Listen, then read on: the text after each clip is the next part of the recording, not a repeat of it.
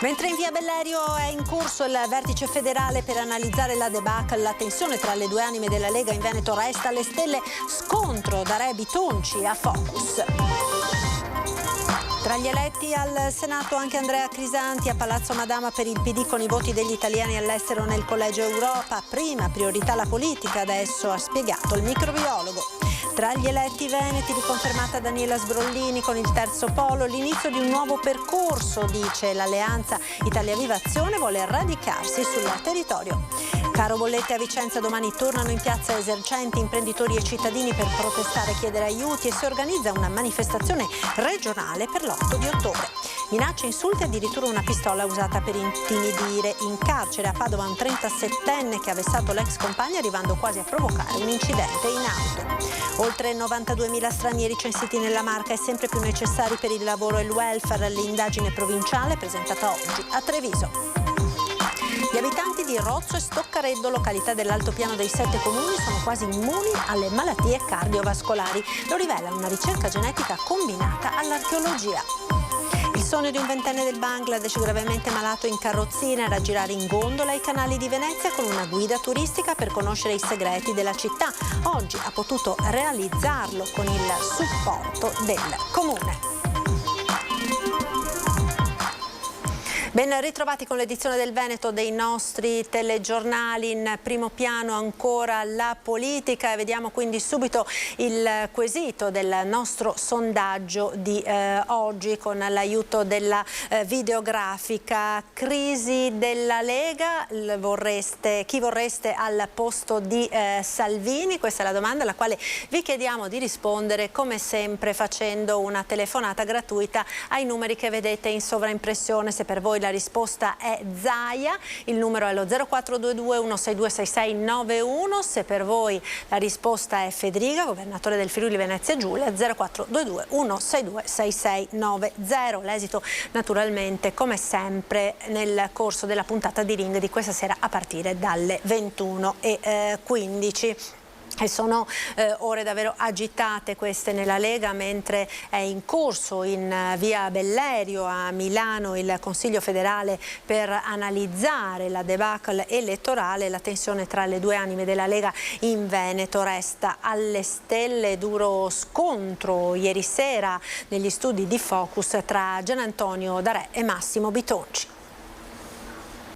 Ho chiesto per 3 anni un incontro a Salvini. Ma io so che vi siete visti anche a Roma col gruppo parlamentare. Certo, no? E infatti gliel'ho rifacciato e ha detto che con me non parla. Va bene, allora se non vuoi parlare, avere un confronto, io parlo sui giornali, vado sui giornali e vado sulle televisioni. Poi mi volete espellere, mi volete tenere. Ma io nessuno vuole espellere nessuno, è che una regola che era ferrea per te, la regola Tony, ferrea. Che era ferrea dicendo che le discussioni vanno fatte internamente. Quante assemblee ha fatto il segretario Stefani? Quante riunioni ha fatto il segretario Stefani? Le due anime della Lega è uno scontro che pare insanabile.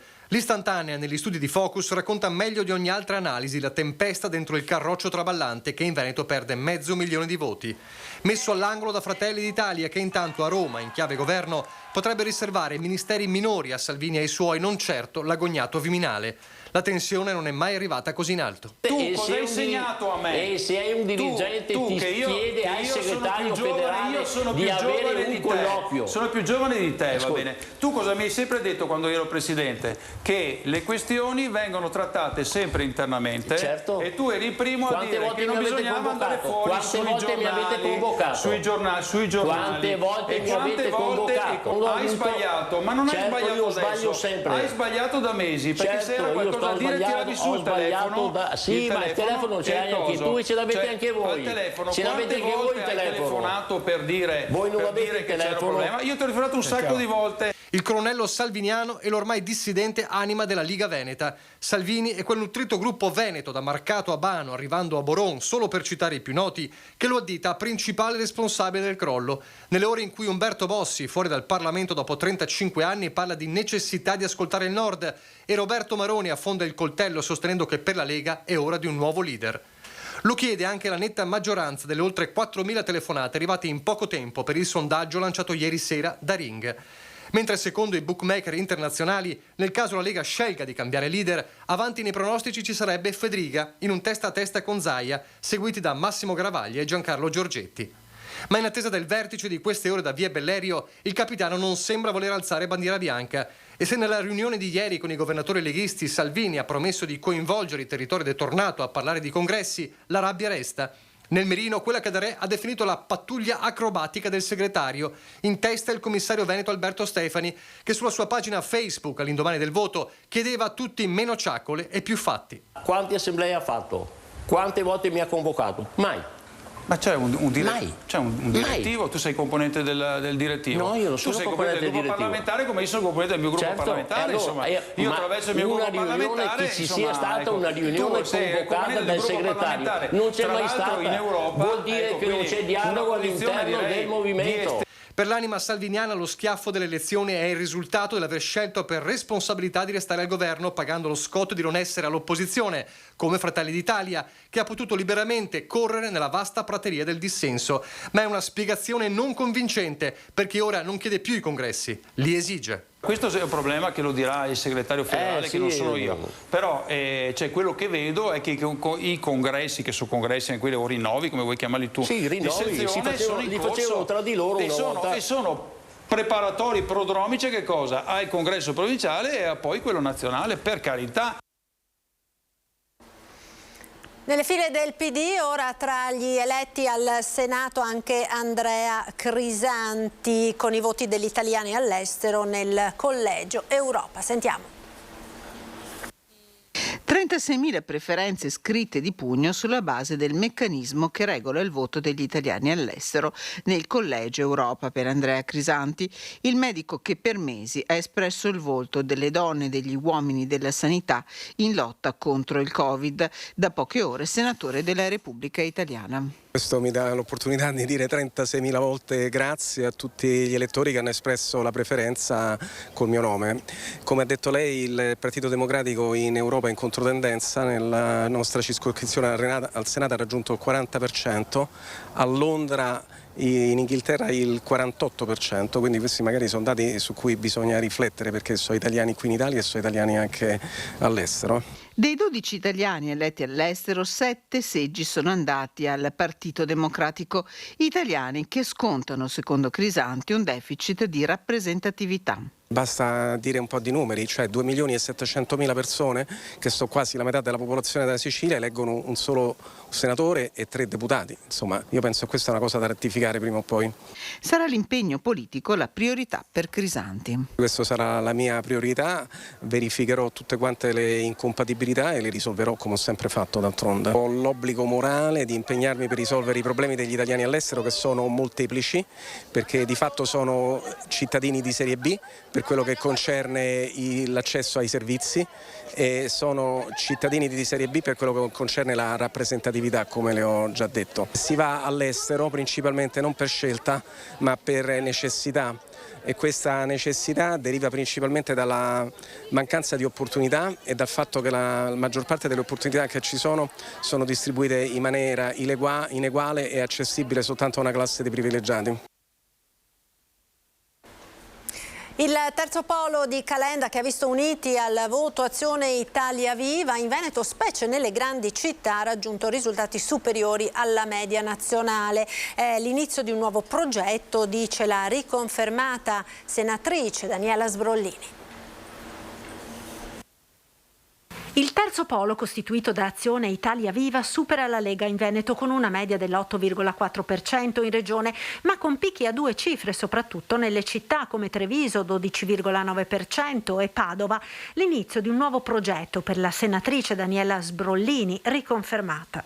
Io avverto questa responsabilità ancora più di prima e sono convinta che insieme a Elena Bonetti, a Valentina Grippo, rappresenteremo bene anche 3 donne, questo mi fa piacere sottolinearlo, il terzo polo in questa regione, anche perché ci aspettano sfide elettorali importanti, sia alle prossime comunali, che vedranno impegnate diverse città del Veneto, e poi penso alla sfida delle prossime europee e delle regionali. Penso che tutto quello che si costruirà nelle prossime settimane vedrà noi impegnati in un'opposizione costruttiva, certamente in Parlamento, e invece pronti a radicarci sul territorio per dare risposte ai cittadini veneti. Il terzo polo guarda al mondo produttivo delle imprese del Veneto, ma anche ai giovani, che da un'analisi dei flussi di voto risultano aver apprezzato il progetto di Azione e Italia Viva. La fascia di età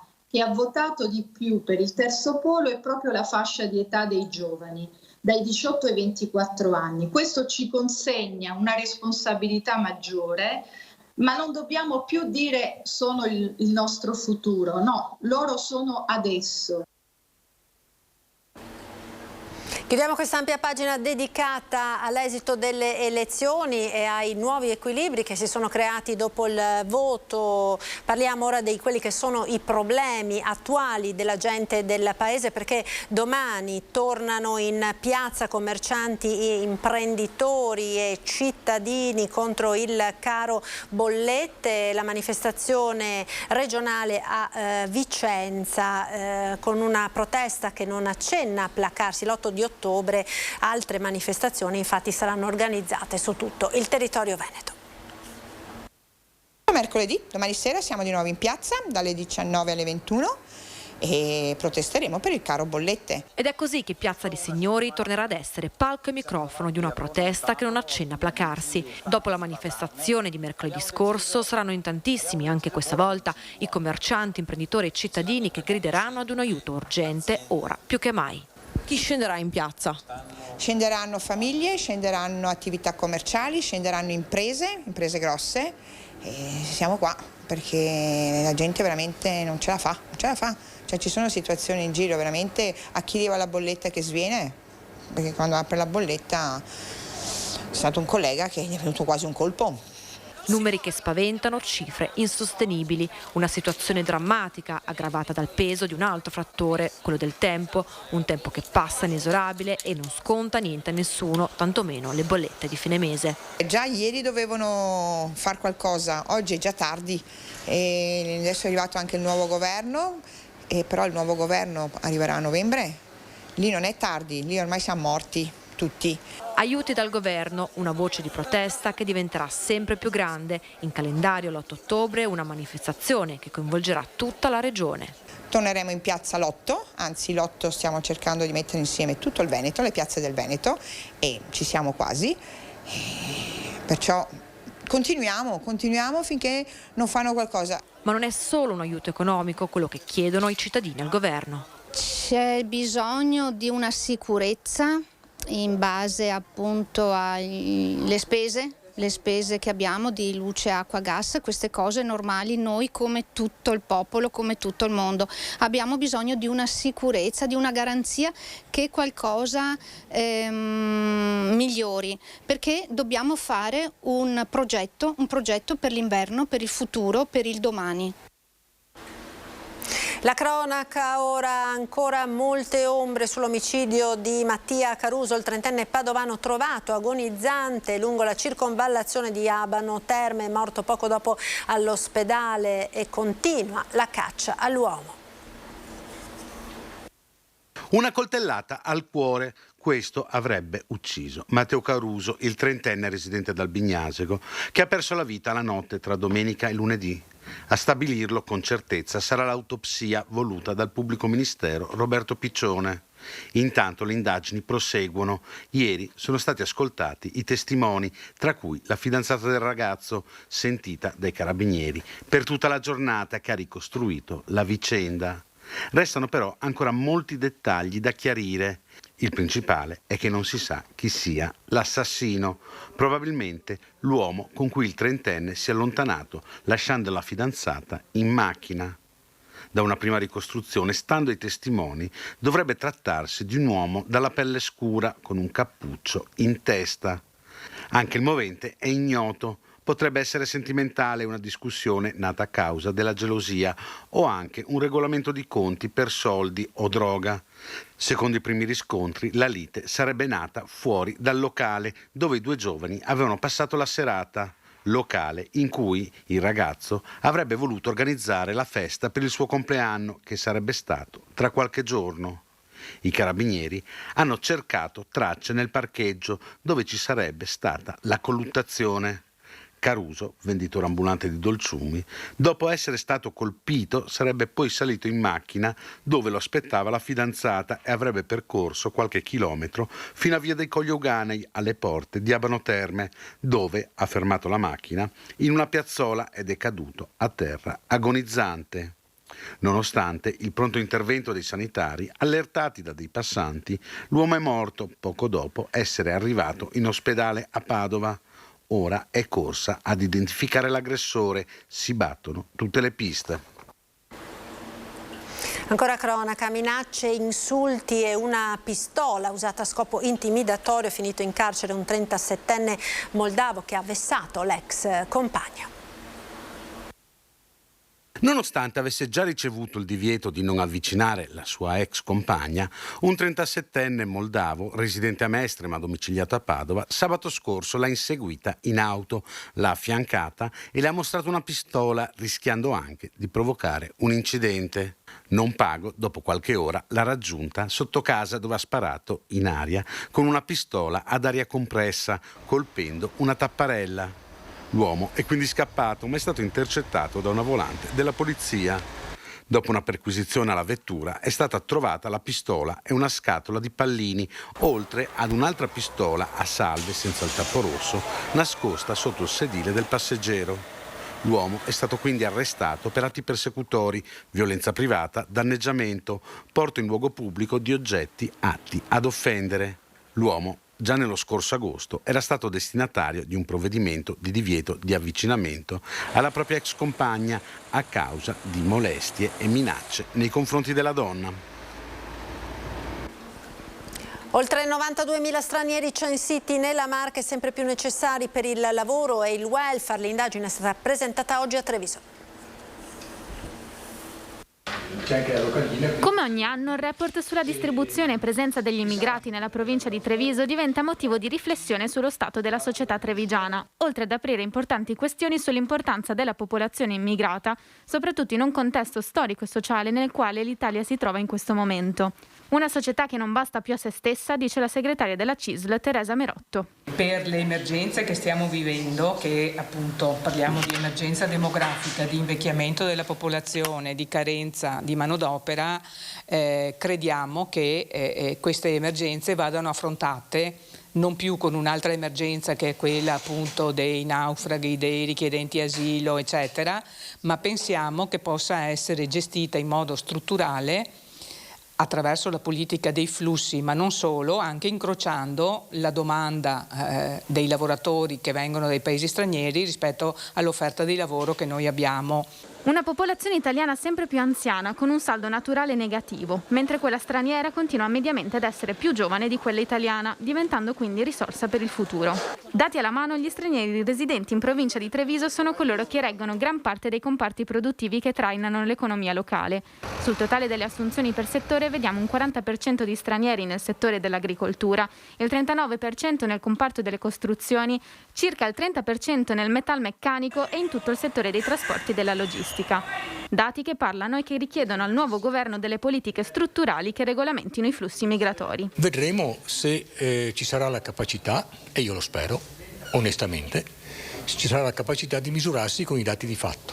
Riaprire in maniera seria e ragionata la possibilità di accesso per lavoro ridurrebbe senz'altro la quota di coloro che arrivano richiedendo asilo e protezione, e questo sarebbe già un modo intelligente per fare i conti con le emergenze. Sono 92.110 le persone straniere presenti nella Marca registrate inizio 2021, un più 2% rispetto al 2020. 1 su 5 è under 18, minori che rappresentano il 14% del totale degli stranieri in provincia. Presenze necessarie anche a scuola. Gli alunni stranieri, dicono i redattori del report, contribuiscono a tenere aperte le classi. Il paradosso più grande è il fatto che ben 17.335, cioè oltre il 70% di loro, è nato in Italia anche se ancora giuridicamente straniero. C'è stato anche un piccolo aumento delle acquisizioni di cittadinanza. Questo fa sì che il totale degli stranieri in provincia sia leggermente calato e che quindi anche Treviso sia scesa come provincia per totale di residenti in regione, al 4° posto, mentre prima era tra le principali. Questo apre una domanda che deve essere confermata o smentita nei prossimi anni, ossia capire se il territorio della provincia è diventato meno attrattivo. Gli abitanti di Rozzo e Stoccareddo, località dell'altopiano dei 7 comuni immuni dalle malattie cardiovascolari, lo rivela una ricerca genetica combinata con l'archeologia. Rozzo e Stoccareddo, paese noto perché la stragrande maggioranza degli abitanti ha lo stesso cognome, Baù. È in queste 2 località, considerate isolati genetico-geografici, che si concentrano gli studi di medici e archeologi, località i cui abitanti hanno caratteristiche peculiari in virtù del loro isolamento, zona montana, matrimoni all'interno del paese e DNA a bassa variabilità. In soldoni hanno preservato delle caratteristiche genetiche che li esentano da alcune malattie che riguardano i lipidi. Questo implica dei livelli di colesterolo cattivo più bassi e di conseguenza una protezione contro i rischi cardiovascolari.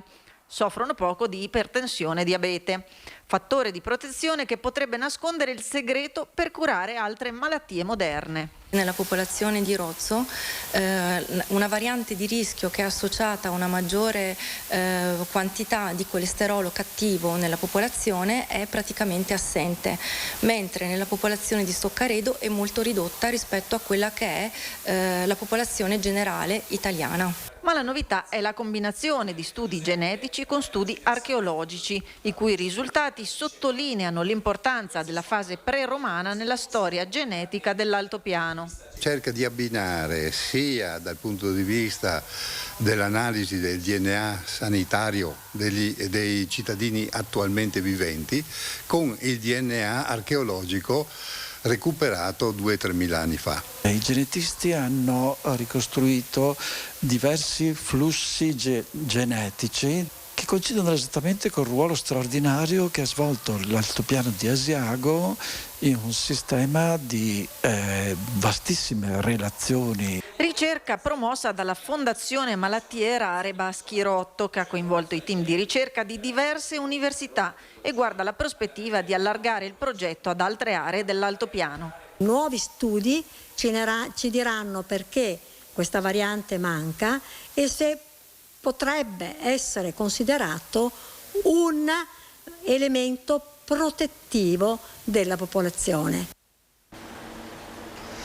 Ha potuto visitare Venezia salendo in gondola con la sua carrozzina con una guida turistica al suo fianco a svelargli i segreti della città. Per Akon, 20enne, malato di tumore, nato in Bangladesh e poi giunto in Italia, è stato un sogno che si è realizzato grazie al supporto dell'associazione Lo Sportello dei Sogni di Salerno, all'AIL di Venezia, all'assessorato alla coesione sociale del Comune di Venezia. Ed era questa l'ultima notizia del nostro telegiornale. Io vi ringrazio per essere stati con noi. Vi ricordo l'appuntamento alle 21:15 in prima serata con Ring, ospiti questa sera del vice direttore Ferdinando Avarino, Marco Garbin di Azione Italia Viva, Marina Marchetto Aliprandi di Fratelli d'Italia, Andrea Ostellari della Lega ed Erika Baldin del Movimento 5 Stelle. Poi alle 22:20 Luigi Brugnaro, sindaco di Venezia, alle 22:35 Ettore Rosato di Azione Italia Viva. Ed è tutto appunto per l'edizione del Veneto dei nostri TG. Vi lascio come sempre alle previsioni del tempo per le prossime ore. Arrivederci.